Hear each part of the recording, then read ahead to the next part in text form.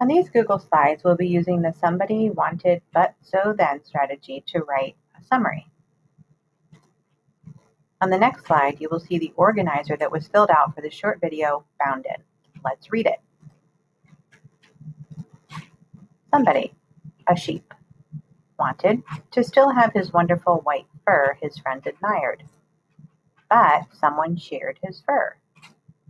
So the jackalope explained that he was still great even without his fur, he just had to change his thinking. Then the sheep realized he could still dance and enjoy himself with fur or without. This organizer, somebody wanted but so then, is just that. It's an organizer. It is not the summary, the end product of a summary. It's what kind of gets you there.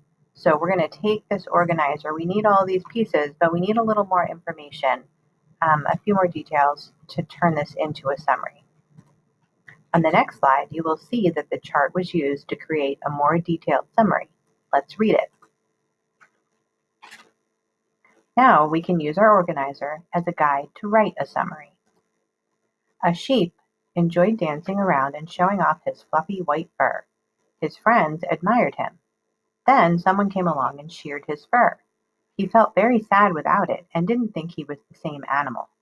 The jackalope came along and explained that he is still the great animal he was before, no matter what he looks like, and he just had to change his thinking. The sheep realized he could still dance and enjoy himself with or without fur. Notice the yellow highlighting. Our somebody wanted but so then is still in here. Here is our somebody, the sheep. What did he want? He wanted to still be able to be showing off his fluffy white fur. Here's our problem, but someone came along and sheared his fur. So here's the jackalope. Jackalope came along and explained things to him. And how does it end? Then the sheep realized he could still dance and enjoy himself. So all those items from the organizer are in there. They're just included with other details to make complete sentences. Now we will look at another example. You will do this yourself at the end of the week with a new story. We read the story A Fresh Idea. Our somebody in that story is Molly. She wanted to have fresh tomatoes, but the problem in the story, Mrs. Fair closed her stand and Molly doesn't have enough room in her yard to grow tomatoes. So Molly asks Mr. Taylor if she could use some of his yard to grow tomatoes. Then, how does our story end? Molly grows tomatoes with Mr. Taylor's help. Now, we'll take what we wrote in our somebody wanted but so then organizer and add additional details. We'll write complete sentences to make a summary. A fresh idea. Molly was very excited for summer to start so that she could buy tomatoes from Mrs. Fair's market stand. Molly's mother tells her that Mrs. Fair has decided she is too old to have the stand anymore and Molly is upset. She wants to grow tomatoes herself but doesn't have enough room. So she asks her neighbor, Mr. Taylor, if she could use his yard. Mr. Taylor agrees and he helps her get the garden set up.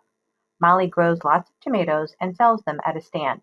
She and Mr. Taylor plan to add flowers to what they sell at the stand the following summer. The same thing happens in this summary. We have our somebody, who is Molly. What did she want? She wanted to be able to buy tomatoes, but the problem is Mrs. Fair has decided she is too old to have the stand. So, what does Molly do? She asks her neighbor, Mr. Taylor, if she could use his yard.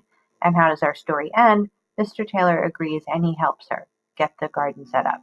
So notice again that we used our organizer to help guide us in writing a paragraph summary.